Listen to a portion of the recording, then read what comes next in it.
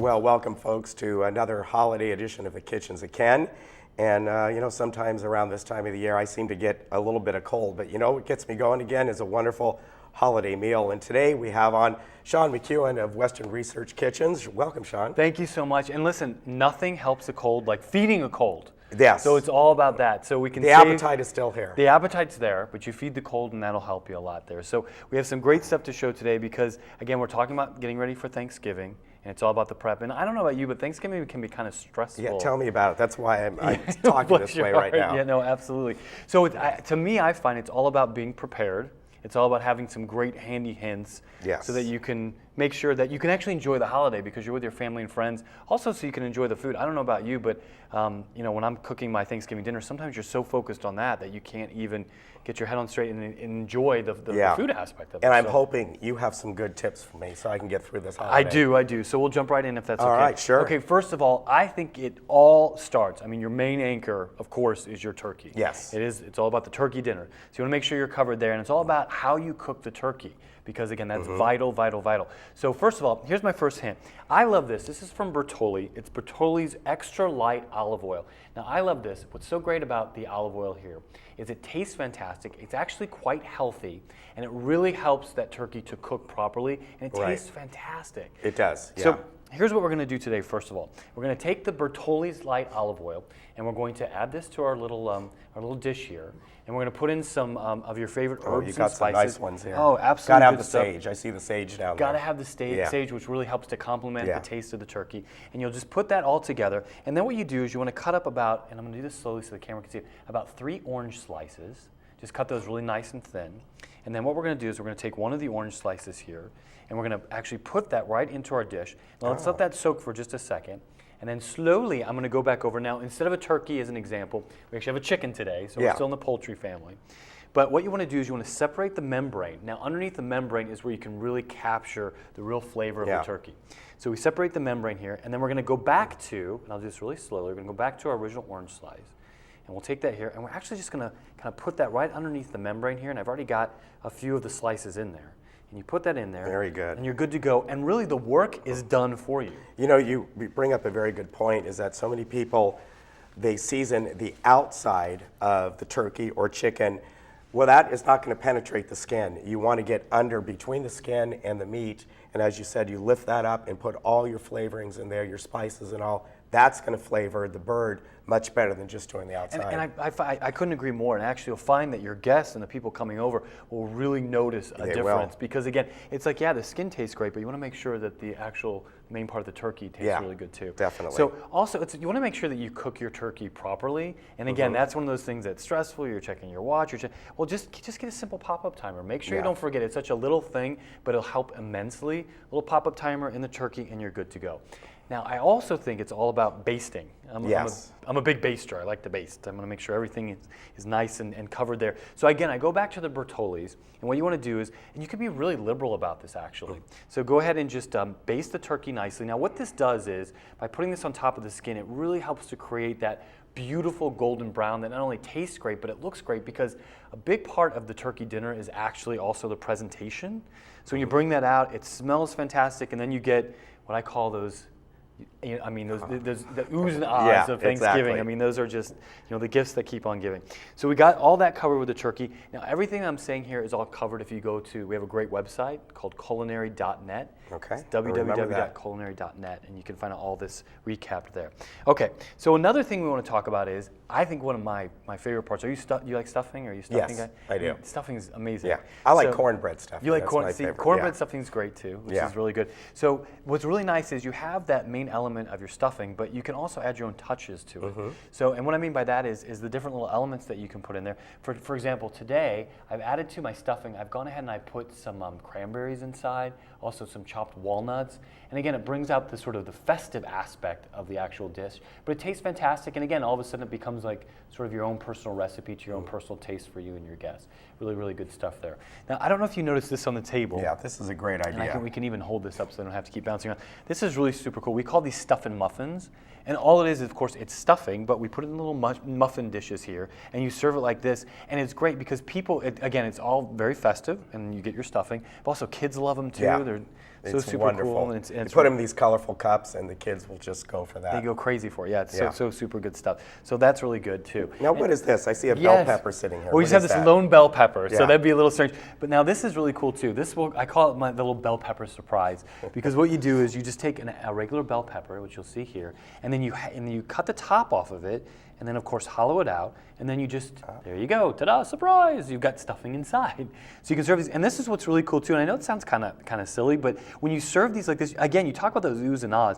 When you serve this on the actual table, and then someone opens this and sees this, I mean, it just adds that little extra special touch. it does. It's like super. That's a super great fun. idea. You get the flavor of the pepper in there, and Absolutely, 1,000%. It's super tasty, and again, it's so easy to make too, Yeah, it because you're is. cooking it all together. Okay, we also got to talk about salads. Yes. Want to make sure you have your salads covered, and whether you're doing buffet style or whether you're actually serving with a sit down, this is really great. Again, this is a fantastic place where you can put your own touches on your salad. Now, I like to add a few little special ingredients to it, again, either to keep it festive or maybe even to go a little non-traditional with it. Now, I speak of non-traditional, I have some mandarin oranges, which you see here, and these are super great because mandarin oranges taste great. They're also really good for you because they have vitamin C. And just add a few of these to your salad mix here. love those. If you want to add, just to make it even a little more festive, you can add some like chopped cranberries and stuff, and it's really great. And then go ahead and make, and now this is going to sound a little intimidating, but it's so easy. Make your own salad dressing. It's very easy to do. So super Yeah. easy.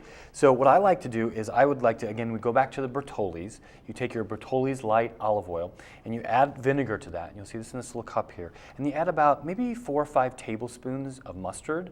And then boom, you've made your own dressing and you're super good to go and it tastes great.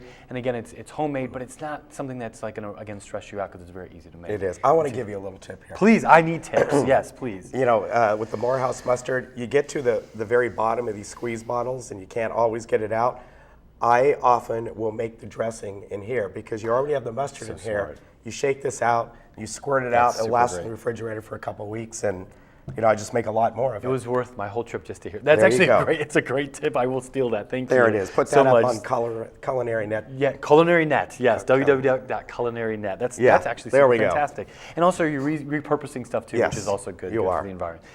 Okay, so also moving on, we want to make sure I have our bread component taken care of. Now, we've got these Rhodes frozen rolls. These are great. Super good, and again, they come out piping hot from the oven, but they're so easy to make. You literally open the package, they come out, they look like, for lack of a better way of describing, kind of like these little golf ball sized little dough rolls, and you put them on your baking sheet, you pop them in the oven. Now what I recommend is you actually, when you take the turkey out of the oven and you Yeah. need to let it rest. Right. I always talk about resting. quite That a takes while, about yeah. 15 to 20 minutes to do so. Yeah. So while it's resting, you pop your rolls in the oven, then they're cooking, and they're literally ready at the same time the turkey is. So again, no stress there whatsoever. There's no like, oh, this is hot, this isn't, juggling all this stuff. And you've got these piping hot, fresh rolls from Yeah. Rhodes, which taste so good, and everybody loves that stuff. Yeah, So- I've used it quite often, and sometimes I just stack them together in a round pie pan, and they cook wonderfully that way, or however you want. But they are really, really good. So tasty too, Yeah, yeah. they are. And actually, and we'll come back to this in a minute, but there's something that you can kind of do after the fact when you have all your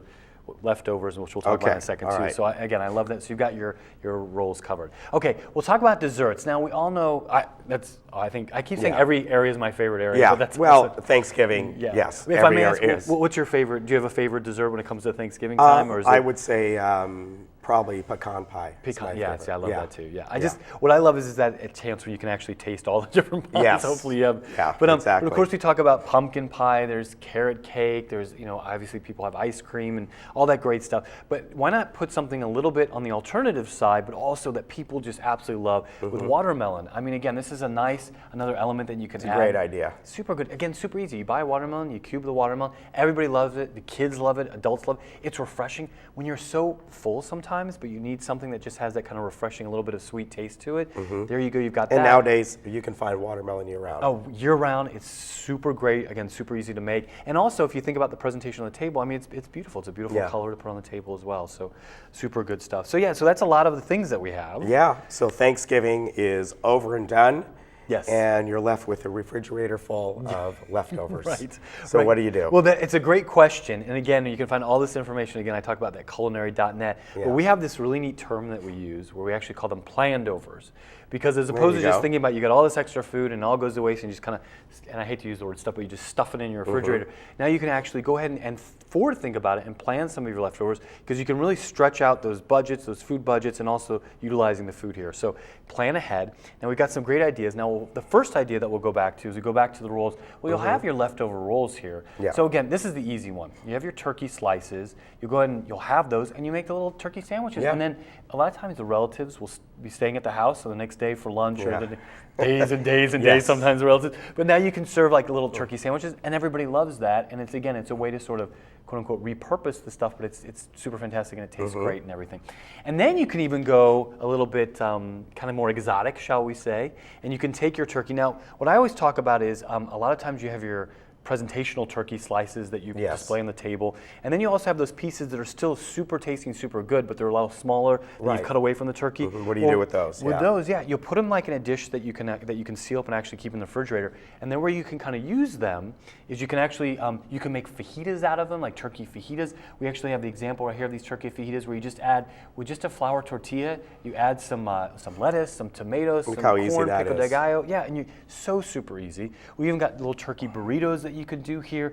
They're super, super tasty, super easy to use. And again, it's also not that sort of traditional thing that you're always, oh, it's more turkey and stuffing again and all that kind of stuff. Well, great ideas. And, one more, if you do make a turkey soup or something with leftover turkey, that's already cooked. Don't put it in as you make the soup. Put it in at the very end. Just use a nice rich broth on that. Hey, Sean, great ideas, great tips. And I think I'm already getting better here. So you just feel it, just by osmosis, it's actually making Yes, you feel better. So definitely. that's what we're here All for. right, so. folks, from Sean and from the Kitchens of Ken, have a wonderful holiday season, all right? And we'll see you next year.